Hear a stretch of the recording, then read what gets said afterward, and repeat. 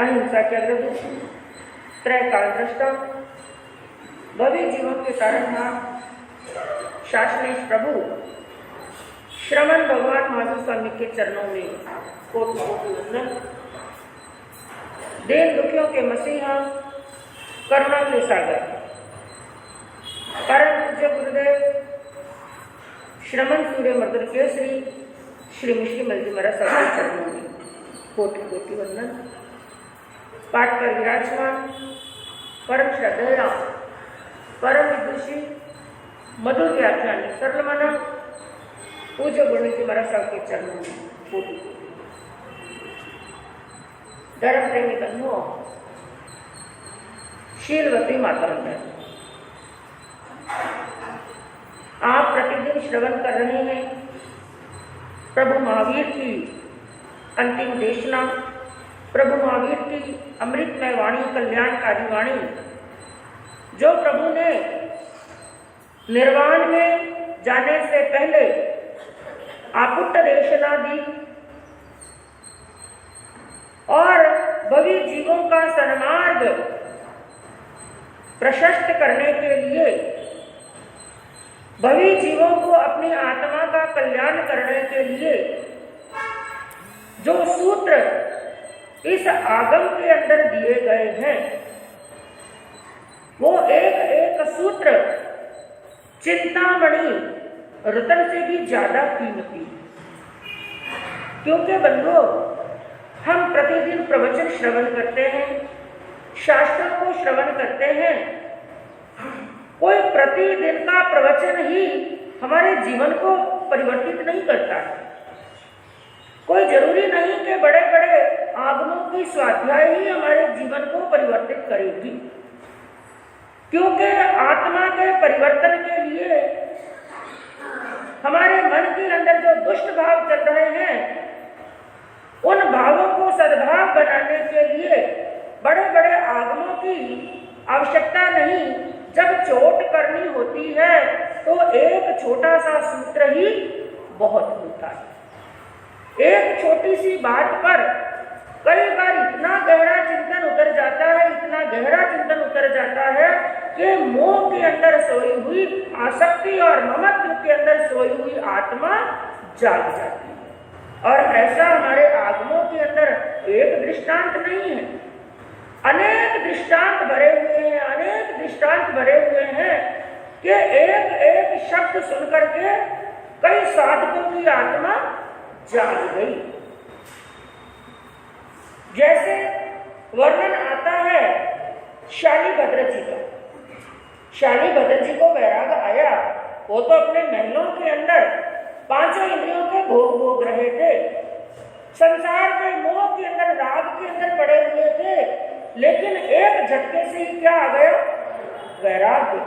और कैसी रिद्धि, क्योंकि आज किसी को रिद्धि प्राप्त करनी हो, क्योंकि अब दीपावली आ गई और दीपावली के अंदर नए बही खाते डालेंगे, तो बही खाते के अंदर सबसे पहले क्या लिखेंगे आप लोग? हाँ, गौतम स्वामी की तो लब्धि चाहिए, और रिद्धि किसकी चाहिए? शालिभद्र जी की। ऐसी रिद्धि जिनकी बखानी गई, लेकिन ऐसी रिद्धि का एक क्षण के अंदर जिन्होंने त्याग कर दिया, क्या उन्होंने कोई प्रवचन सुना? क्या कोई जनवाणी सुनी? कैसे आया उनको वैराग? एक शब्द सुनकर के, कितना? सिर्फ एक शब्द सुनकर के शालिभद्र जी को वैराग आ गया। और वो शब्द कौन सा था? नाथ। क्या शब्द था? जब सैनिक महाराज उनके महलों के अंदर आए, उनको देखने के लिए, ऐसा सेठ मेरे नगर के अंदर रहता है, तो जब माता भद्रा ने ऊपर दासी को भेजा, जाकर शालिभद्र जी को कहो कि हमारे नाथ आए, आपको माता नीचे बुला रही। शालिभद्र जी ने ये शब्द पहली बार सुना, नाथ आए। उन्होंने सोचा कोई वस्तु आई होगी बिकने के लिए। कहा माता को कह दो, पूछने की क्या बात है, आज दिन तक तो कभी पूछा नहीं, आज पूछने की क्या बात है, महंगी हो सस्ती हो जैसी भी हो लेकर के भंडार में डाल दो। यही बात जब दासी ने जाकर के कही तो माता ने वापस भेजा, उनको कहो ये कोई वस्तु नहीं है खरीदने की, हमारे राजा, हमारे नगर के राजा आए हैं, जो हमारे सिर के ऊपर क्या है? नाथ है, हमसे बड़े। बस ये शब्द सुना शालीभद्र जी एक बार तो नीचे आ गए सैनिक महाराज से मिलने के लिए, लेकिन वापिस जब अपने महलों के अंदर गए पूरा चिंतन बदल चुका था। एक शब्द के ऊपर इसका मतलब अभी भी मेरे ऊपर कोई क्या है, नाथ। मैं तो आज दिन तक यही समझ रहा था कि मैं ही नाथ, यही मैं ही बड़ा हूँ, इतनी हिंदी संपत्ति मेरे पास में, मैं सबसे बड़ा हूँ, लेकिन मेरे ऊपर भी कोई बड़ा है। इसका मतलब क्या हुआ, मेरी करनी के अंदर कोई कसर रह गई। लेकिन इस जन्म के अंदर मैं ऐसी करनी करूं, ऐसी करनी करूं कि आज के बाद मेरे ऊपर कोई नाथ रहे ही। बस एक शब्द सुना और क्या आ गया, वैराग्य। तो वैराग्य आने के लिए कोई प्रतिदिन का प्रवचन चोट नहीं करता है।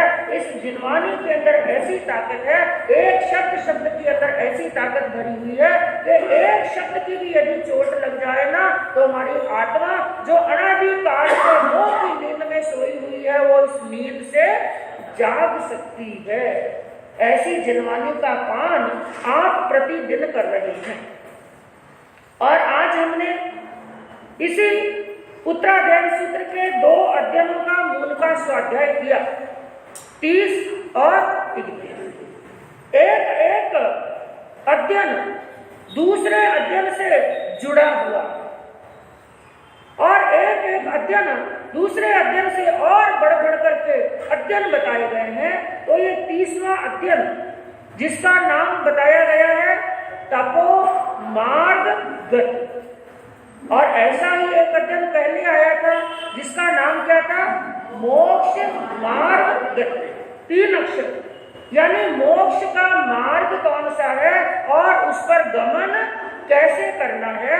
उसी प्रकार इस अध्ययन के अंदर आप स्वतः ही समझ गए होंगे कि तप का मार्ग कौन कौन सा है और उन मार्गों के ऊपर गमन हमें कैसे करना है। और तप के बारे में आप भली प्रकार से जानते हैं कि जो भगवान ने मोक्ष के 4 मार्ग बताए, सम्यक दर्शन ज्ञान चारित्राणी मोक्ष मार्ग।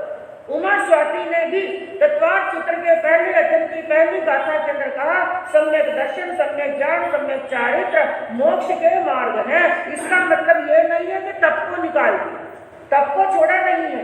जैसे एक बार आपने प्रसंग सुना था, केशी कुमार श्रमण और गौतम स्वामी के बीच में मूल 2 बातों पर चर्चा हुई थी, जिसमें पहला प्रश्न कौन सा, हमारे चातुर्याम धर्म क्यों, आपके पंच महाव्रत वाला धर्म क्यों।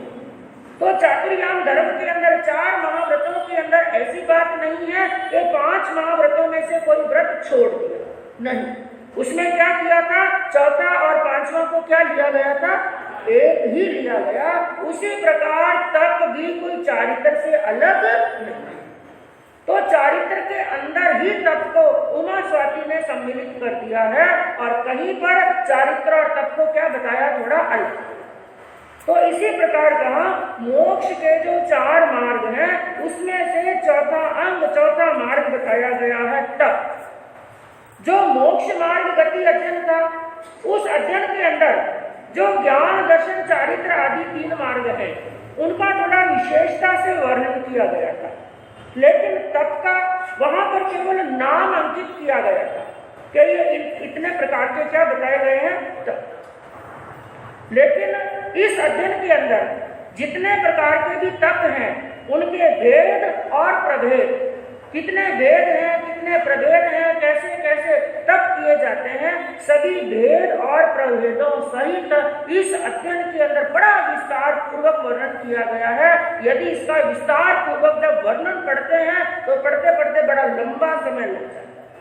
तो कई भेदों प्रभेदों के अंदर बांटा गया है, लेकिन आपको यहाँ पर संक्षिप्त के अंदर मूल में बताया जाएगा कि तप के भेद कितने हैं, बाह्य तप कितने हैं, अभ्यंतर तप कितने हैं, और जो आत्माएं तपस्या के अंदर रमन करती हैं उनको किस फल की प्राप्ति होती है। तो तपस्या की यहाँ पर संख्या, भेद और प्रभेद बताए गए। और यहाँ पर क्या बताया गया कि मोक्ष प्राप्ति के मुख्य आधार 2 कितने हैं, मोक्ष प्राप्ति के मुख्य आधार 2 हैं। कौन से, कि पहला आधार ये है नए आने वाले कर्मों के आगमन को रोकना। पहला मार्ग कौन सा है, पहला आधार बताया गया जो नए कर्म आ रहे हैं आत्मा के अंदर जो नए कर्म आ रहे हैं, उन आने वाले नए कर्मों के आगमन को क्या करना? रोकना। और दूसरा आधार कौन सा है? जो पूर्वबद्ध कर्म है, यानी पहले के बंधे हुए, इसी जन्म के या इस जन्म से पहले के 10 भव, 20 भव और असंख्य भव पहले के जो बंधे हुए पूर्वबद्ध कर्म हैं, उन कर्मों की क्या करना? निर्जरा। नए कर्म आएंगे नहीं, और पहले के जो कर्म बने हुए हैं वो कर्म क्या हो जाएंगे? निर्जरित हो जाएंगे। और कर्मों से रहित जो आत्मा है वो संसार में रहने वाला, क्योंकि आत्मा का भ्रमण बंधु संसार के अंदर कब तक होता है? जब तक उस पर क्या लगे हुए हैं?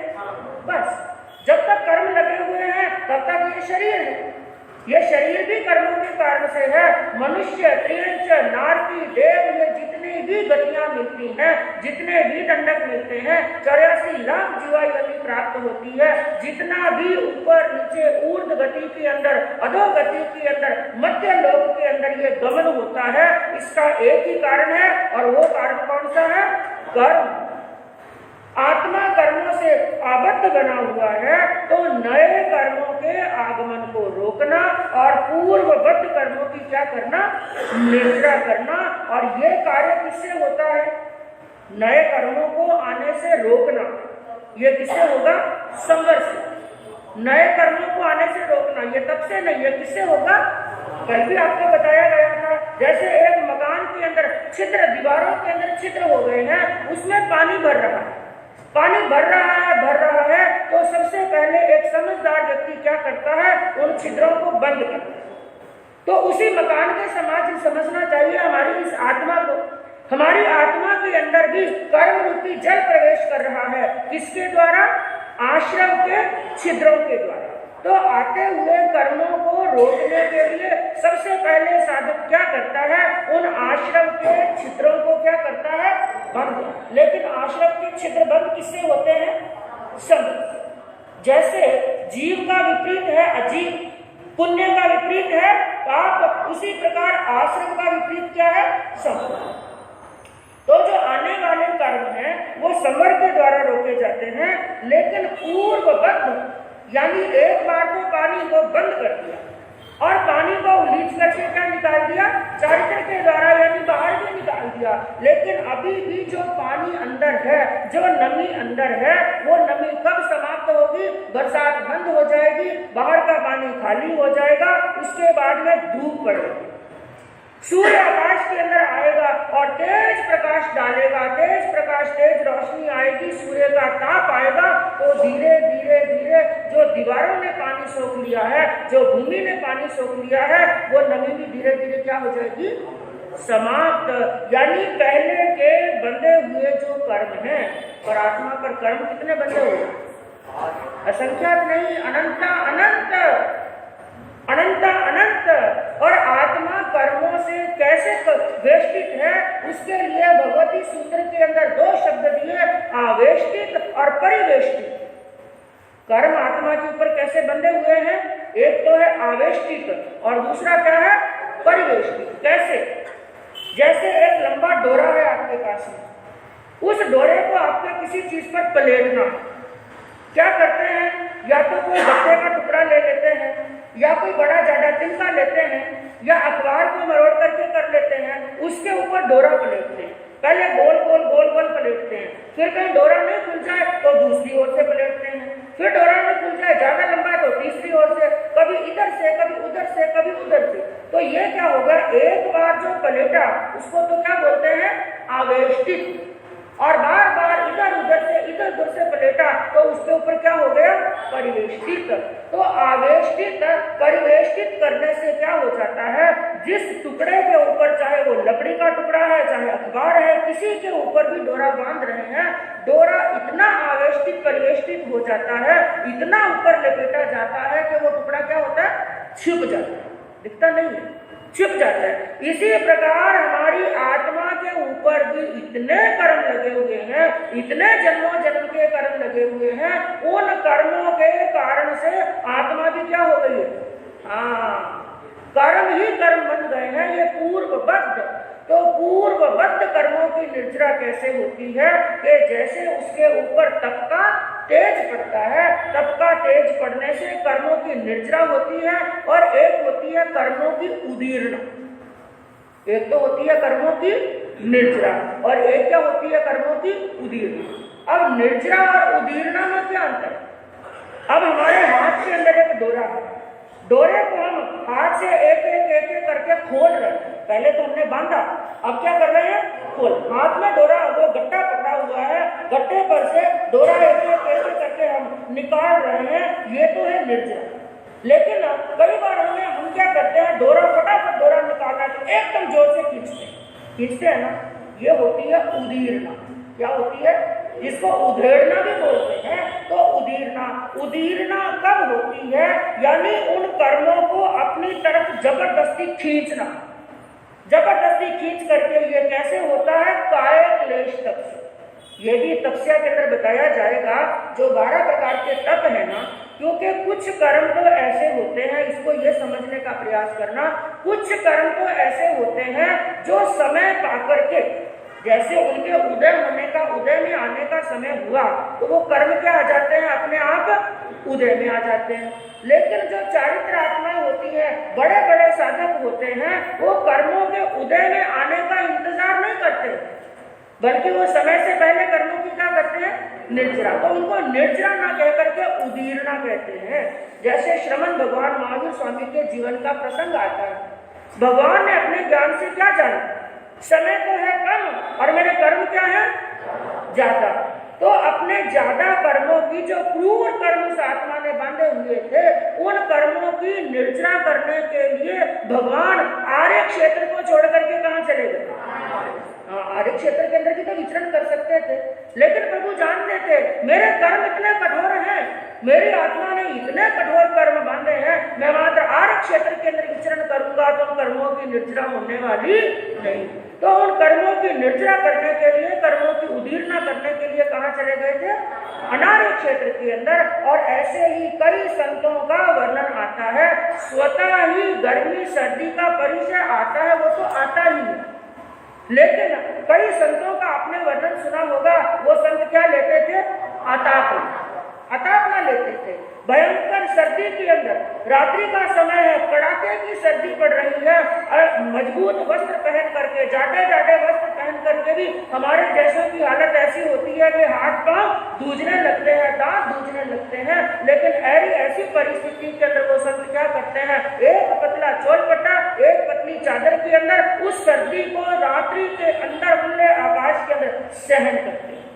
और ऐसे ही गर्मी के अंदर, जैसे भूदर जी महाराज साहब के जीवन का वर्णन आता है। विजयादशमी को जिनका जन्म जयंती भी थी और देवलोक गमन दिवस भी था, उन भूदर जी महाराज साहब के जीवन का वर्णन आता है कि गर्मी के अंदर अतापना लेते थे, मात्र एक चोल पट्टा पहन करके ऐसे खुली जगह पर जाते जहां पर बालू रेत, क्या है? हाँ, नीचे बालू रेत, और बालू रेत जब सूर्य तपता है ना, तो बालू रेत की गर्मी कितनी जोरदार होती है, भयंकर आग की तरह बालू रेत तपती है। ऐसी बालू रेत के ऊपर का शरीर नगद, केवल चोल पट्टा पहना हुआ है। ऐसे समय के अंदर जब सूर्य 12 बजे का जोरदार सूर्य तपता है, उस समय बालू रेत के ऊपर वहां पर सीधे सो जाते थे। इसको कहते हैं काया क्लेश, यानी ज्यादा से ज्यादा कम समय के अंदर कर्मों की क्या करना? निर्जरा करना। तो ऐसा तपस्या का बताया गया कि तपस्या से विशेष कर्मों की निर्जरा होती है। और ये तपस्या के भेद बताए गए हैं 12। कितने प्रकार का तप बताया? 12 प्रकार का, जिसके अंदर 6 प्रकार का तप है बाह्य और 6 प्रकार का है आभ्यंतर। तो बाह्य तप किसे कहते हैं, आभ्यंतर तप किसे कहते हैं, बाह्य तप कौन कौन से और आभ्यंतर तप कौन कौन से हैं? और सबसे पहली बात बताई गई बंधुओं, ये तपस्या एक रसायन के समान है। किसके समान है? रसायन। एक केमिकल होता है ना, एक केमिकल दवाइयों के अंदर क्या डालते हैं? केमिकल डालते हैं। उस दवाई के अंदर ये पावर है कि हमारे रोग को क्या कर देती है? समाप्त, उस केमिकल के कारण से। उसी प्रकार का यह एक रसायन है, और एक ऐसा दिव्य रसायन है। इस तपस्या रूपी रसायन के प्रभाव से एक साधक को तपस्या करते समय भी, भूखा रहते समय भी क्या आता है? आनंद आता है। जो तपस्वी होते हैं ना, घर के अंदर 56 पकवान बन रहे हैं, 60 रस के भोजन बन रहे हैं, और जिनको भोजन के पास में गए हुए भी 7 दिन हो गए, 8 दिन हो गए, 10 दिन हो गए, कईयों को जो मास कमल की तपस्या करते हैं 20-25 दिन हो गए, जिन्होंने अन्न का एक टुकड़ा मुख में नहीं डाला, और घर में क्या बन रहे हैं? पकवान बन रहे हैं। लेकिन जो तपस्या के अंदर रत बना हुआ है, उन पकवानों को देख करके वो उनमें डूबता नहीं है, बल्कि तपस्या करके क्या होता है? प्रसन्न होता है, खुश होता है, आनंद आता है, क्योंकि तपस्या एक रसायन के समान है। और ये एक ऐसा भी रसायन है जैसे एक हंस होता है ना, हंस होता है, हंस जब दूध के अंदर अपनी चोंच रखता है ना, तो पानी अलग और दूध अलग। किस कारण से? उसकी चोंच में विशेषता नहीं है, चोंच में से निकलने वाली एक बूंद ऐसी होती है, रस ऐसा होता है, एक लार होती है, वो लार जैसे ही दूध में पड़ती है, दूध अलग और पानी अलग। ये तपस्या भी उस ऐसे रसायन के समान है कि जब आत्मा के अंदर तपस्या का आनंद आता है, तो आत्मा और शरीर का जो यौगिक भाव है, किसका? हाँ, मनुष्य क्या सोचता है? जो ये आत्मा के वेद विज्ञान को नहीं जानते, वो क्या सोचते हैं? आत्मा और शरीर क्या है? एक। लेकिन ये तपस्या उनको वेद विज्ञान करा देती है, उसको पता चल जाता है कि आत्मा अलग है और शरीर। तो यहाँ पर जो वेदों के बारे में बताया, तो 4 लाइनों के अंदर क्या कहा? देह के निज आत्मा से संग को पहचान। सबसे ही पहले बात कही कि तपस्या का लक्ष्य क्या है? देह के निज आत्मा से संग को पहचानना। सबसे पहली यह पहचान होनी चाहिए कि मेरी देह का और मेरी आत्मा का ये तो तब तक ही संग है, तब तक ही साथ है, जब तक क्या है? कर्म। इसलिए मुझे तपस्या करके इन कर्मों को काटना है और इस संग को क्या करना है? दूर करना है। देह के निज आत्मा से संग को पहचानना, करके विलग उस संग को तप मार्ग को है जानना। देह आसक्ति को मिटाने बाह्य तप को पालना, निज गुणों की प्राप्ति हेतु अंतर तप को साधना। यानी जो बाह्य तप है, उस बाह्य तप का काम तो क्या है? पहले ये जानना, ये वेद विज्ञान हो जाना, आत्मा अलग और शरीर अलग। और जब ये वेद विज्ञान हो गया, फिर होता है काम आभ्यंतर तत्व। जो 6 प्रकार के आभ्यंतर तत्व बताए गए, उनका काम होता है क्या? कि जो अंदर के गुण हैं, निज गुण है, आत्मा के गुण हैं, उन गुणों को प्रकट करना। और जिस समय निज गुणों की प्राप्ति हेतु अंतर तत्व को साधना। एक साधक को चाहिए केवल बाह्य तत्व के अंदर ही नहीं लगा, क्योंकि ज्यादातर क्या होता है? जिंदगी किसमें निकल जाती है? बाह्य तत्व के अंदर ही निकल जाते, उसी को सब कुछ मान लेते हैं। वो तो शुरुआत है। बाह्य तत्व तो क्या है? शुरुआत है। कहाँ तक पहुंचने के लिए? अंतर तत्व तक पहुंचने के लिए। जब तक अंतर तत्व तक नहीं पहुंचेंगे, तब तक, क्योंकि ये जितने भी जो बाह्य तत्व है ना, ये बाह्य तत्व है, ये तो कीर्ति देने वाले हैं। क्या देते हैं? हाँ, क्योंकि बाहर दुनिया को दिखाई देता है और दुनिया उनकी प्रशंसा करती है, उनकी अनुमोदना करती है, बार बार उनकी प्रशंसा होती है। और कई बार तो ये बाह्य तप अहंकार का कारण भी। हाँ, जब लोग कहते हैं बड़े तपस्वी हैं, बड़े त्यागी हैं, तो साधक को क्या आ जाता है? अहंकार। तो ये बाह्य तत्व तो कीर्ति का कारण है, लेकिन आत्मा की साधना के लिए सत्य तत्व कौन से हैं? आभ्यंतर तत्व हैं। तो इन बाह्य और आभ्यंतर तत्वों के बारे में क्या बताया? बाह्य तत्व जो 6 प्रकार है। कितने प्रकार के हैं? 6 प्रकार के, जिसमें सबसे पहला बताया गया अनशन। कौन सा बताया? अब अनशन का अर्थ क्या होता है? ऐसा भूख से कम खाना। अनशन 2 प्रकार का। अनशन, अन्न का त्याग कर दो, आहार का त्याग कर दो। पहले तो समझने का प्रयास कीजिए। अनशन, अन्न का यानी जो 4 प्रकार का आहार है, असनम, पानम, खाद्यम, स्वाद, ये 4 प्रकार का आहार बताया, इसका त्याग करना। लेकिन इसका त्याग भी दो प्रकार से होता है। कितने प्रकार से? कौन कौन सा? एक तो होता है सावकांक्ष। कौन सा? सावकांक्ष। और दूसरा बताया निर्वकांक्ष। सावकांक्ष का अर्थ क्या होता है? एक लिमिट तक, एक मर्यादा तक आहार का त्याग करना। चाहे 3 आहार का त्याग करे, जिसको तिविहार बोलते हैं, यानी पानी को खुला रखते हैं, या फिर 4 आहार का त्याग करे, पानी का भी त्याग। तो जो सावकांक्ष है उसका अर्थ होता है एक लिमिट तक आहार पानी का क्या करना? त्याग करना। जैसे कोई उपवास करता है, कोई बेला करता है, कोई 5 करता है, कोई 28 करते हैं मांस खाना, लेकिन उसके बाद में क्या करते हैं? पारना, आहार ले लेते हैं। तो वो सावकांक्ष है जो एक लिमिट तक जिसका आहार का त्याग किया जाता है। और निर्वकांक्ष जिसका वर्णन आपने बड़ी डिटेल पूर्वक सुना था उत्तरायण के कौन से अध्ययन के अंदर? अकाम मरण और याद रखिए, भूलिए मत। अनशन यानी हमेशा के लिए या तो 4 आहार का त्याग कर देना या फिर 3, क्योंकि अनशन जो संधारा और संलेखना बताया गया, जिसके अंदर जो इंगित मरण है, उनके अंदर 2 प्रकार का मरण, 2 प्रकार का संधारा संलेखना बताया गया था। कुछ साधक संधारा इस प्रकार करते हैं कि वो तिविहार का त्याग करते हैं, यानी पानी खुला रखते हैं, और एक ऐसे साधक होते हैं जो 24 का क्या करते हैं? हाँ, 24 संधारा ग्रहण करते हैं, पानी का भी। कब तक त्याग? जाव जीवन तक, जब तक सांस चल रही है तब तक आहार पानी का त्याग। तो इस प्रकार से ये अनशन भी 2 प्रकार का होता है। लेकिन कोई चिंता की बात नहीं जिनसे अनशन ना हो, यदि अंतराय कर्म है, क्योंकि बंधु ये भगवान का मार्ग एक राजमार्ग है, एक राजपथ है। इस पर शक्तिशाली भी चल सकता है, बलवान से बलवान भी चल सकता है, और निर्बल से निर्बल भी चल सकता है। और भगवान ने हमारे जैसे साधकों के सामने देखा कि ये तपस्या नहीं कर सकते, हमारे से भी तपस्या नहीं होती है, तपस्या नहीं कर सकते, अंतराय कर्म है, कोई जरूरी नहीं है। क्योंकि जैसे साधु संतों का एक सिंगाड़ा होता है, एक ग्रुप के अंदर 8-10 साधु संत हैं, सबकी योग्यता एक जैसी नहीं होती है। कईयों के ज्ञानावर्णी को क्षम होता है, ज्ञान खूब चढ़ता है, और कई संत ऐसे होते हैं ज्ञान नहीं चढ़ता लेकिन बड़ी बड़ी क्या कर लेते हैं?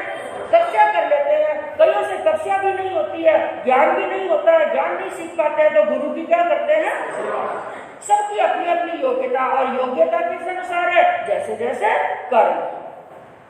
तो जिनसे अनशन नहीं होता है, बड़ी बड़ी तपस्याएं नहीं कर सकते हैं, उसके लिए दूसरा तप कौन सा बताया? उनोद्री। हाँ, उनोद्री का मतलब भूख से कम खाना। सुनने में तो बड़ा आसान लगता है, सुनने में क्या लगता है? ये खाते पीते तपस्या करो, लेकिन याद रखना ये भी कोई आसान नहीं है, बड़ा मुश्किल है। जब जोरदार भूख लगी हुई हो, खा रहे हैं, और सामने बढ़िया भोजन गर्मा गर्म फटका शक्कर के आ रहा है, सब्जी भी गर्मा गर्म और फटका भी गर्मा गर्म, और भूख है 4 रोटी की, अभी 3 रोटी खाई, 1 रोटी और खाने की इच्छा, और ज्यादा खा जाए तो एक और भी खा ले। लेकिन उस समय आपको कोई कहे नहीं बस इतना ही, उस समय कंट्रोल करना क्या होता है? बड़ा मुश्किल होता है। अरे भूख से कम तो छोड़ो, कई बार ज्यादा टेस्टी लगता है ना, तो शेर की हांडी में क्या डाल देते हैं? थोड़ा सिरक करके भी, कहीं अंदर जगह हो, तो थोड़ा और डाल दे।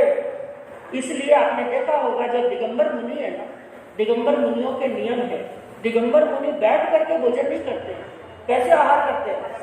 हाँ, खड़े आहार करते हैं, और खड़े रह करके आहार करते हैं तो पेट के अंदर उतना ही जाएगा, उतना ही खा पाएंगे जितना बच पाएगा। और हम लोग पालकी लगा करके करते हैं ना, बड़े आराम से। और कई भाई बहनों को तो देखा, कईयों के सुना, जिसके वर्षितर चल रहा है या एकाशना व्यासना करते हैं ना, एकाशना करने के लिए बैठते हैं तो कितने घंटे चलता है एकाशना? ईमानदारी से आधा घंटा, बहुत अच्छी बात है, यही नियम है। एकाशना में उतना ही समय लगना चाहिए, एकाशना है चाहे व्यासना है, उतना ही समय लगना चाहिए जितना प्रतिदिन भोजन करने में समय लगता है। लेकिन कईयों में एकाशना होता है, व्यासना, कई बिंदनियां कहती हैं, बाजी हमारे सासू जी व्यासना करने के लिए बैठते हैं ना, मैं 3 घंटे के लिए तो गई, पूरे किचन का सामान ला करके वहां पर, कई बार हम जाते हैं गोचरी, कई बार गोचरी जाते हैं, पता चलता है वहां पर छोटे मोटे डिब्बे 15-20 डिब्बे पड़े, बीच में आसन बिछा हुआ है। विचार करते हैं अपने एक जना भोजन करेगा तो 15 जना भोजन करेगा। हाँ, ऐसा लंबा एकाशना बैठना चलता है। वहां पर आराम से डट करके भोजन कर लिया और थोड़ी देर के बाद में क्या पीनी है, चाय कॉफी पीनी है। हाथों हाथ चाय कॉफी पिएंगे तो खाना पचेगा नहीं, इसलिए बहन क्या करती है, थोड़ी देर यहीं पे लेट जाए। क्या करते, कई तो नींद भी ले लेते हैं, वहीं पर बैठे बैठे थोड़ी देर आधे हो जाते। आसन नहीं छोड़ना, क्योंकि नाम क्या है, एक आसन। हाँ, आसन नहीं छोड़ना है बस मुझे। सो जाए तो सो जाए, आधा पौन घंटा नींद भी ले ली, फिर उठे और फिर थोड़ा बहुत खा लिया। ये एकासन नहीं है, ये तपस्या नहीं है। भूख से थोड़ा कम खाना तो ये होता है उनोदरी तप। लेकिन यहाँ पर उनोदरी तप के अंदर एक बात और सुनना, केवल भूख से कम खाना आहार का ही यहाँ पर कहा हुआ नहीं है। भगवान ने कहा कषाय को भी धीरे धीरे क्या करना, हाँ, कम करना। और तीसरा बताया गया भिक्षाचर्या। क्या बताया, ये साधु के लिए है, लेकिन केवल साधु के लिए ही नहीं है। श्रावक लोग भी क्या करते हैं, कभी कभी भिक्षु दया करते हैं ना, लेकिन आजकल तो भिक्षु दया है बड़ी स्टैंडर्ड की हो गई, बड़े स्टैंडर्ड की हो गई। भिक्षा लाने की आवश्यकता ही नहीं है, क्योंकि संघ वाले क्या कर देते हैं, व्यवस्था कर देते हैं। वो भिक्षु दया नहीं है, वो कौन सी दया है, हमारे बहनों ने की ना, उसको भिक्षु दया नाम मत देना। भिक्षु दया उसे कहना जो अपना पात्र लेकर के, टिफिन लेकर के, पहले तो साधु के वस्त्र पहनते हैं और टिफिन लेकर के घर घर में क्या जाते हैं, गोचरी, वो भी अज्ञात घरों के अंदर गोचरी जाते हैं। वो होती है भिक्षाचर्या, वो होती है भिक्षु दया। और बंधुओं, भिक्षा को भी भगवान ने एक तप बताया। क्या बताया, ये तप से कम नहीं है, क्योंकि ये बात आप कई बार सुन चुके हैं। चाहे राजा है, चाहे महाराजा है, चाहे सेठ साहूकार है, चाहे करोड़पति है, चाहे दरिद्र है, उसको जब भी भिक्षा ले, सबसे पहले भिक्षा के लिए जाना। और भिक्षा के लिए कौन जा सकता है, मांगने के लिए कौन जा सकता है, जिसने अपने अहंकार को नीचा रख दिया है। कई बार तो बंधुओं भिक्षा के लिए जाते हैं ना, बड़ा अपमान भी सहन करना पड़ता है। इसलिए भगवान ने तब को क्या बताया, भिक्षाचर्या। एक छोटा सा किस्सा बताओ मेरे खुद के जीवन में। मेरे साथ में ऐसी घटना घटी। दीक्षा लिए हुए लगभग 2 साल हुए होंगे, क्योंकि दीक्षा लेने के बाद में 2 चातुर्मासी किए राजस्थान में। उसके बाद में तो सीधा कहाँ आ गए, साउथ के अंदर। साउथ में आ रहे थे, रास्ते में आंध्र प्रदेश के अंदर, क्योंकि वहां पर आजकल तो साधु संत कई बार विहार करते हैं, हैदराबाद जाते हैं तो साथ में भोजन की क्या रखते हैं, संघ वाले व्यवस्था करते हैं, क्योंकि बड़ी दिक्कत पड़ती है। साधु संतों को भी कोई प्रॉब्लम है। हमारी तो 20 साल पहले की बात है, उस समय कोई साधन नहीं थे, तो आ रहे थे। वहां पर एक छोटे से गांव के अंदर रुके, रुकने का स्थान भी बराबर नहीं था, ना गोचरी ना पानी। घड़ी के अंदर 12-1 बजे, कहीं पर गोचरी पाने का कोई साधन नहीं। बाजू में एक घर था, वहीं के लोगों का था, क्योंकि जैन तो वहां पे कोई थे नहीं। तो मैंने बाजी से पूछा, बाजी आपके आगे में थोड़ा मैं गोचरी का अवसर देख करके आऊँ। अब वो लोग क्या जाने क्या होते हैं साधु संत। अब गोचरी के हिसाब से गए, वहां पर उन्होंने देखा, देख करके वेश देख करके तो समझ जाते हैं कोई लेने वाले। अब साधु में और मांगने वाले में उनके तरफ से कोई अंतर नहीं। अब वो बहन मुझे देख करके रसोई घर में गई और वापिस आई, उसके हाथ के अंदर एक रोटी हाथ में पकड़ी, थोड़ी सी सब्जी डाली, थोड़े से तले हुए कलर के होते हैं ना, वो डाल दी, थोड़ी सी चटनी डाल दी, ऐसे भिखारी को देते हैं ना, ऐसे लाकर मेरे सामने की। अब मैंने ले तो ली, ना मैं लूं ना मैं छोड़ती। मेरे खुद की बात बताती हूँ, भगवान ने बड़ा, क्योंकि भगवान को तो केवल ज्ञान है, उन्होंने केवल ज्ञान से सब देख करके जान करके बताया ये साधु के जीवन में होता है। मैंने तो पहली बार ये घटना देखी, क्योंकि आजकल तो आप लोग साधु संतों को बड़े आदर सम्मान के साथ में लेकर के जाते हैं, मनवार कर करके लेकर जाते हैं। एक समय ऐसा था कि जब साधु संतों को भिक्षा भी बराबर नहीं मिलती थी, तो उस बहन ने मुझे ऐसे भिखारियों की तरह वो रोटी ला करके दी। मैं वापिस आई, वो रोटी बाजी के सामने की, आपको विश्वास नहीं, मैं आधा घंटा रोई बाजी। वो मुझे क्या भिखारी समझ रहे हैं, मैं भिखारी हूं क्या, ऐसे भिखारियों की तरह मुझे दी। उसके बाद में होता है गुरु का कर्तव्य। जब शिष्य का चित्त विचलित हो जाता है, आपने विनय शुल्क अध्ययन के अंदर सुना 5 कर्तव्य शिष्य के हैं, तो 5 कर्तव्य किसके हैं? गुरु के। मेरे गुरुदेव भैया ने बड़े प्रेम से मेरे सिर पर हाथ रखा, उन्होंने कहा बेटा यही तो तप है। इसीलिए कहा कि साधु बना खांडे की धार के समान है। इसी अपमान हुआ सम्मान हुआ ये तो साधु के जीवन में होता रहता है। अपने आप को कोई भिखारी मत समझो, क्योंकि वो अंदर नहीं जानते, लेकिन हम तो जानते हैं कि भिक्षाचर्या क्या है, तप। ऐसी घटना को मैं जिंदगी भर भूलने वाली नहीं। इसलिए भिक्षाचर्या को भगवान ने क्या बताया है? तप बताया है। और अगला बताया गया रस परित्याग। कौन सा बताया? यानी रसों का त्याग करना। जो टेस्ट लेते हैं और इसका सबसे बड़ा उदाहरण है आई मिल। कौन सा है? आई मिल। लेकिन आजकल तो आई मिल का स्वरूप भी बदल गया है। आई मिल करते हैं, उसमें क्या डालते हैं? नमक डालते हैं। हाँ, तरह तरह का सेंधा नमक, दाल नमक, मान लो कौन कौन सा डालते हैं। लेकिन असली आई मिल, सत्य ये है, असली आई मिल कौन सा है? जिसमें नमक, हाँ, कहीं तो तरह तरह की मिर्ची भी बाजू में ले लेते हैं, कहीं तो गलियोड़ा नींबू भी ले लेते हैं। हाँ, गलियोड़ा नींबू ले लेते हैं। लेकिन असली क्या है? जिसके अंदर बिल्कुल भी नमक नहीं। क्योंकि यदि नींबू, गलियोड़ा नींबू ले लिया, मिर्ची ले ली, नमक ले लिया, तो याद रखना वो आइमिल नहीं। मन की संतुष्टि के लिए कह दो, मन की संतुष्टि के लिए कह दो, वो आइमिल नहीं है, वो एकाशन रूप में आ जाता है। इसलिए पूज्य आचार्य श्री आनंद ऋषि जी महाराज साहब के जीवन का यह प्रसंग चलता है कि आनंद ऋषि जी महाराज साहब ज्यादातर आइमिल की तपस्या करते थे। और कौन सा आइमिल? जिसके अंदर पक्का रस परित्याग, कोई नमक नहीं, किसी प्रकार का नमक नहीं। और कोई श्रावक श्राविका आकर के कहते आचार्य श्री हमें ऐसा आइमिल बचकाइए, हमारे लिए नमक क्या रखिए? खुला। तो आचार्य श्री साफ शब्दों के अंदर कहते थे जो नमक खुला रखते हैं उनको मैं आइमिल का पचकान नहीं कराऊंगा। किसका कराऊंगा?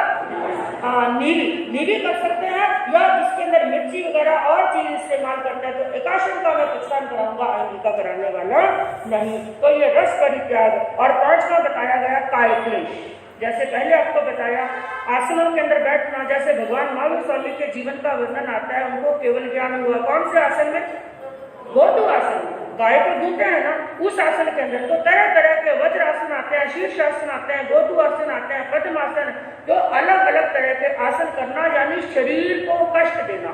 क्योंकि जब तक शरीर को कष्ट नहीं मिलेगा, शरीर नहीं तपेगा, तब तक आत्मा भी तपने वाली नहीं है। तो ये काय क्लेश तप। और 6वां बताया गया प्रतिसंलीनता। प्रतिसंलीनता के अंदर अर्थ होता है कषायों को कम करना, आसक्ति भाव को कम करना, ममत्व का भाव को कम करना। किसके प्रति?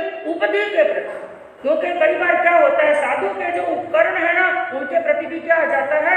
ममत्व का भाव आ जाता है। तो उपदियों के प्रति उनको ममत्व को कम करना, सहजता, प्रतिकूल परिस्थितियों के अंदर समता का भाव रखना, प्रतिसंलीनता। तो ये 6 तप बताए गए हैं बाह्य, और 6 तप क्या बताए? आभ्यंतर। इन आभ्यंतर तक पहुंचने के लिए बाह्य तप किए जाते हैं। आभ्यंतर तप के अंदर बताया गया, पहला बताया प्रायश्चित। कौन सा बताया? हाँ, जैसे कल भी वर्णन आया था, हमसे गलती हुई तो गलती को क्या करो? स्वीकार करो। स्वीकार करके पश्चाताप करो और गुरु के पास में जाकर के क्या लो? प्रायश्चित लेना। गलती को स्वीकार करना और उसका प्रायश्चित लेना। और उसके बाद में दूसरा अभ्यंतर तब बताया गया विनय। कौन सा बताया? विनय, यानी झुकना, सहन करना, नम्र बनकर के चलना और बड़ों के प्रति समर्पण का भाव रखना। और उसके बाद में तीसरा बताया वयोवृत्य।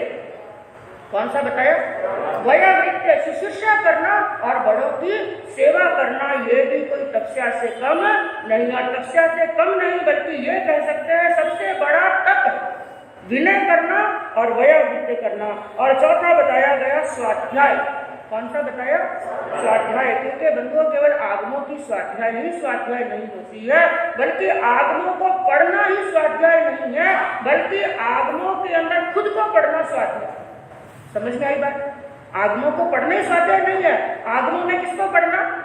खुद को पढ़ना। मतलब खुद का कंपैरिजन करना, अपने जीवन का कंपैरिजन करना, आगमों के अंदर बताए हुए अनुसार मैं कितना आचरण कर सकता हूँ। और 5वां बताया गया ध्यान। क्योंकि साधु की जो चर्या बताई उसके अंदर क्या बताया? स्वाध्याय के तुरंत बाद साधु क्या करे? पहले प्रहर में स्वाध्याय और दूसरे प्रहर में ध्यान यानी जो स्वाध्याय में पढ़ा है, अब उस स्वाध्याय के अंदर खुद को पढ़ना, चिंतन करना, मैंने कहाँ कहाँ पर गलती की है। और छठा बताया गया सबसे उत्कृष्ट व्युत सर्ग, जिसको कायोक्त सर्ग भी कहते हैं। क्या कहते हैं? कायोक्त सर्ग, जो दो शब्दों से मिलकर के बना है, काया प्लस उत्सर्ग। काया का उत्सर्ग कर देना, काया को अलग और आत्मा को क्या कर लेना? अलग कर लेना। तो ये जो 12 तप बताए गए, जिसके अंदर कहा बाह्य तप से दुनिया का सम्मान मिलता है और आभ्यंतर तप से आत्मा का कल्याण होता है। तो पहले बाह्य तप करेंगे और उसके बाद में धीरे धीरे बाह्य से आभ्यंतर की ओर जाने का प्रयास करेंगे। और 31वां अध्ययन बताया गया चरण विधि। क्या बताया? हाँ, पहले तो ये दो शब्द विधि का मतलब था अच्छी प्रकार से समझ लेते हैं, तरीका। लेकिन चरण का मतलब होता है चारित्र। क्या अर्थ होता है? चारित्र। यानी इस अध्ययन के अंदर चारित्र की विधि बताई गई। एक संत जिनके चारित्र बताए गए, और चारित्र कुल कितने बताए? 5 चारित्र बताए। लेकिन चारित्र का पालन करना किस विधि से, किस तरीके से, और जिसके अंदर सबसे बड़ी विशेषता बताई गई चरण विधि के अंदर कि जिस भी विधि का पालन करे, लेकिन कैसे करे? विवेक पूर्ण। साधु की कोई भी क्रिया है, चाहे दिन की क्रिया है, चाहे रात्रि की क्रिया है, चाहे गोचरी की क्रिया है, चाहे विहार करने की क्रिया है, चाहे स्वाध्याय की क्रिया है, चाहे रात्रि को शयन करने की क्रिया है, जितनी भी क्रिया है कैसे होनी चाहिए? विवेक पूर्ण। क्योंकि विवेक के लिए प्रभु ने आगमों के अंदर क्या कहा? विवेक को मोक्षो। विवेक ही मोक्ष है। यदि प्रत्येक क्रिया करने में विवेक है तो वो क्रिया उसे मोक्ष दिला सकती है, और यदि क्रिया के अंदर विवेक नहीं, अविवेक से की हुई कठोर से कठोर क्रिया भी उसे मुक्ति दिला नहीं सकती। तो प्रवृत्ति करना कैसे करना? विवेक पूर्वक। प्रवृत्त होना धर्म पूर्ण होनी चाहिए, क्रिया अर्थ पूर्ण होनी चाहिए और महत्वपूर्ण होनी चाहिए। और यहाँ पर प्रश्न पैदा होता है, विवेकी होता कौन? कौन सा ऐसा मनुष्य जो क्या होता है? विवेकी। विवेकी होने के लिए कौन सी कंडीशन जरूरी है? उसके लिए उत्तर दिया, जो निष्पक्ष होता है। जो क्या होता है? हाँ, जहां पर निष्पक्षता होगी ना, वो मनुष्य विवेक से काम लेगा। और जहां पर निष्पक्षता नहीं है, जहां पर मनुष्य के मन में आ जाता है पक्षपात, ये मेरा और ये तेरा, जहां पर मनुष्य के मन में पक्षपात आ गया, वहां पर विवेक रहने वाला नहीं है। क्योंकि यह विवेक जुड़ा हुआ होता है धर्म से, और धर्मवान ही, धर्मात्मा ही विवेकी हो सकता है। तो इसके अंदर कुल मिलाकर के बताया गया है कि विवेक पूर्वक प्रवृत्ति करना, विवेक पूर्वक आचरण करना, किसके अंदर? संयम धर्म के। और विवेक पूर्ण यानी संयम पूर्वक। कैसे करना? संयम। और संयम का अर्थ कई बार आपको बताया गया। संयम किसे कहते हैं? संयम यानी मर्यादा। संयम यानी मर्यादा, संयम यानी कंट्रोल, संयम यानी नियंत्रण। तो ये कंट्रोल, मर्यादा, नियंत्रण, ये केवल साधु के जीवन में नहीं होते हैं, ये किसके जीवन में होते हैं? हाँ, याद रखना, यदि आपके जीवन में संयम है, यदि आपके जीवन में मर्यादा है, तो आप श्रावक हैं। क्योंकि श्रावक के घर में जन्म ले लेने से कोई श्रावक नहीं होता, जैन के घर में जन्म लेने से कोई जैन नहीं होता। जैसे उस ब्राह्मण का अध्ययन पढ़ा, प्रभु ने बताया कोई ब्राह्मण के घर में जन्म लेने से ब्राह्मण नहीं। उसी प्रकार क्या बताया गया कि श्रावक के घर में जन्म ले लेने से कोई श्रावक नहीं बनता है। श्रावक कब बनता है? जब उसके जीवन में क्या होता है? संयम। कुछ भी हो, छोटा मोटा भी नियम हो। और यदि आपके जीवन के अंदर कोई संयम नहीं है, कोई भी मर्यादा नहीं है, छोटा मोटा भी व्रत और नियम नहीं है, तो आप ग्रस्त हैं, श्रावक। क्या है? ग्रस्त है। यदि नियम नहीं है ना, आप श्रावक कब बनेंगे? जब आपके जीवन में क्या आएगा? हाँ, जैसे अब एक डॉक्टर है, डॉक्टर के घर में बेटा हुआ तो बेटा डॉक्टर बन गया क्या? नहीं, उसको डॉक्टर बनने के लिए क्या करना पड़ेगा? पढ़ाई करनी पड़ेगी, डिग्रियां लेनी पड़ेगी, अनुभव लेना पड़ेगा। डॉक्टर के घर में जन्म ले लेने से वो बेटा डॉक्टर बनने वाला नहीं है। उसी प्रकार श्रावक के घर में जन्म लेने से कोई श्रावक बनने वाला नहीं। उसके जीवन के अंदर भी होना चाहिए संयम और असंयम का होना चाहिए वर्जन, यानी क्या जीवन में असंयम नहीं, क्योंकि संयम जीवन है और असंयम क्या है? मृत्यु। असंयम मृत्यु के समान है और संयम जीवन के समान है। तो 4 लाइनों के अंदर क्या कहा? वीर प्रभु की अंतिम वाणी, वीर प्रभु की अंतिम वाणी, सुन लो रे सुना लो, जीवन सफल बना लो, जीवन सफल बना लो। असंयम का वर्जन करना, संयम में पग धरना, राग द्वेष है पाप प्रवर्तक, इनसे सदा ही बचना, चरण विधि का पालन करके, चरण विधि का पालन करके, जग का बंध छुड़ा लो, जीवन सफल बना लो, जीवन सफल बना लो। वीर प्रभु के अंतिम वाणी, वीर प्रभु की अंतिम वाणी, सुन लो और सुना लो, जीवन सफल बना लो, जीवन सफल बना। तो कहा असंयम का वर्जन करना, संयम में पग धरना। एक सच्चा साधक वो होता है असंयम का तो क्या करता है? वर्जन, यानी निवृत्ति। असंयम से निवृत्ति और संयम के अंदर प्रवृत्ति। तो अब संयम में प्रवृत्ति कैसे होती है और असंयम किसके कारण से होता है? जिसके लिए क्या कहा? राग द्वेष है पाप प्रवर्तक। पाप को जन्म देने वाले कौन है? राग और द्वेष। जैसे पहले आपको बताया कि संयम का पालन कौन कर सकता है? जो निष्पक्ष होगा। और निष्पक्ष कौन होगा? जिसके मन के अंदर राग और द्वेष, क्योंकि जहां पर आ गया राग और द्वेष, ये मेरा और ये तेरा, वो निष्पक्ष कभी नहीं हो सकता है। वो क्या करेगा? पक्षपात अवश्य करेगा। और जहां पर पक्षपात आ गया वहां पर संयम होने वाला नहीं है। इसलिए कहा कि राग द्वेष है पाप प्रवर्तक, इनसे सदा ही बचना। एक साधक को चाहिए राग और द्वेष से क्या रहे? दूर।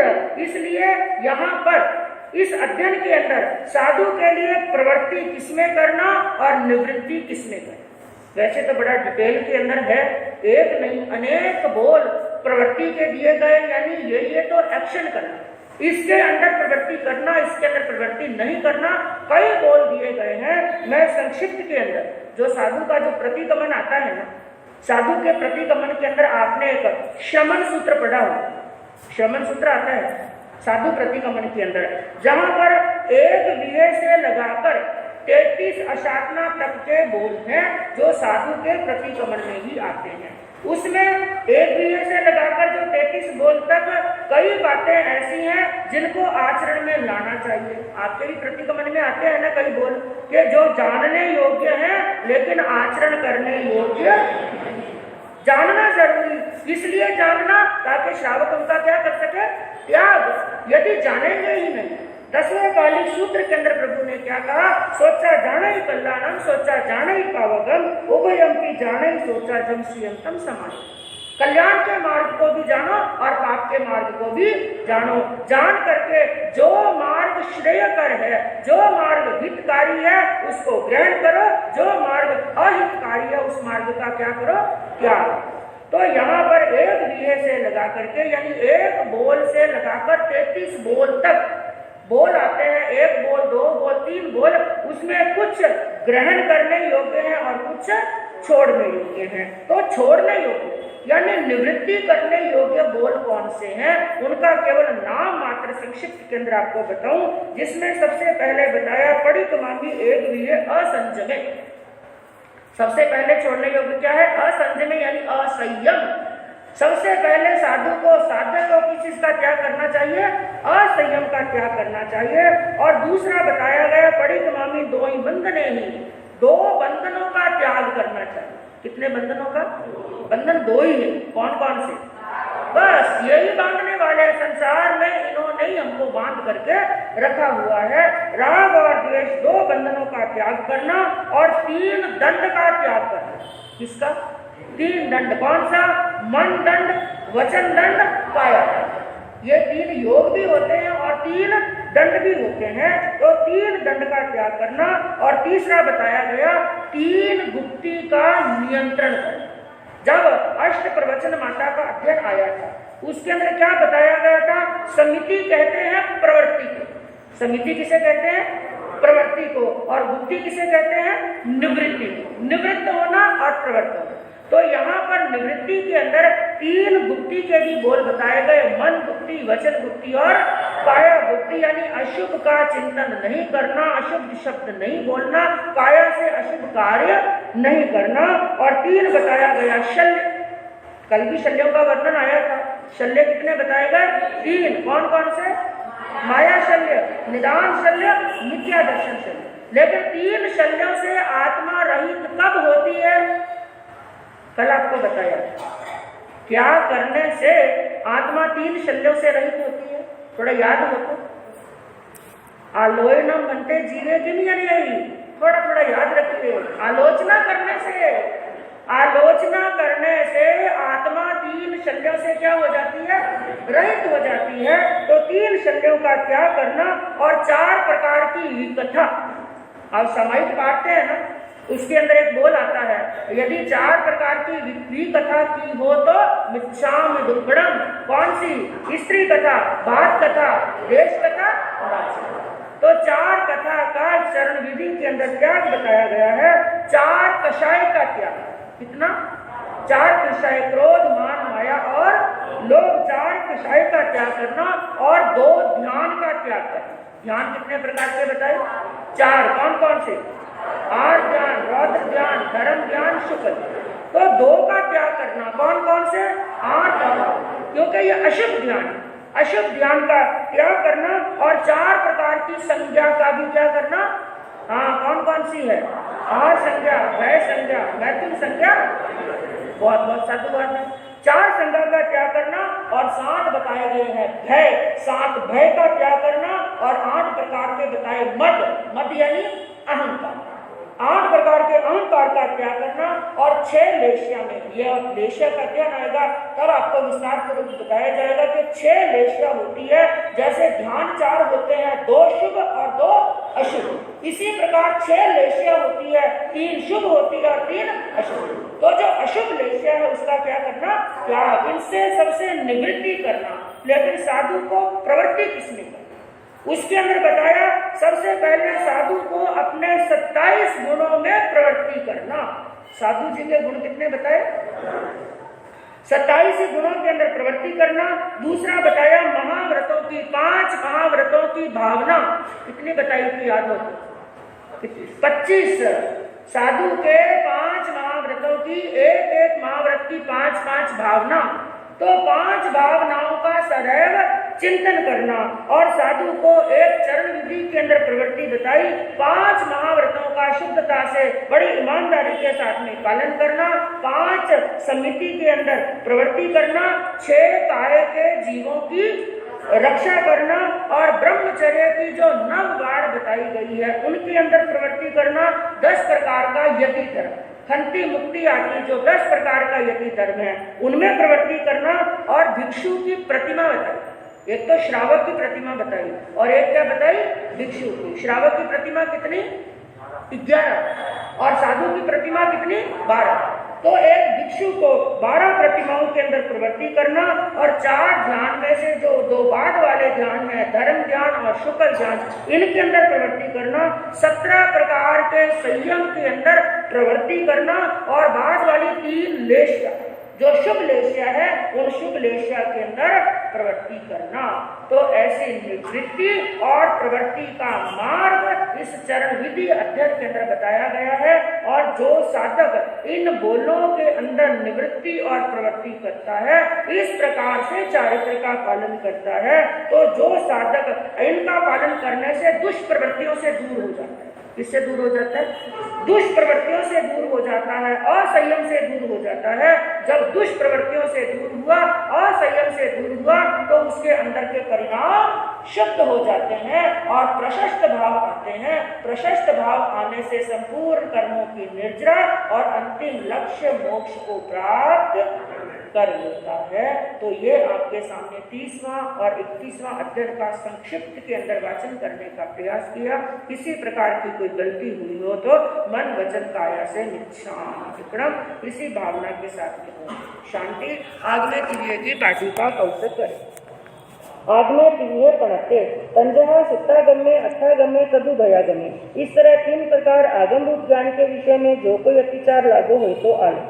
जम वाइदम वच्चामेल्यम हिनक्षरम अचक्षरम पयनम विनयनम जोगिनम खुशिनम सुट्ठो जन्नम दुटू परिचयम अकाले कौ सज्जाओ काले न कौ सज्जाओ असज्जाय सज्जायम सज्जाय न सज्जायम भणता गुणता विचारता ज्ञान और ज्ञानवंत पुरुषों की आशातना की हो तो तस्मिच्छा। नमो।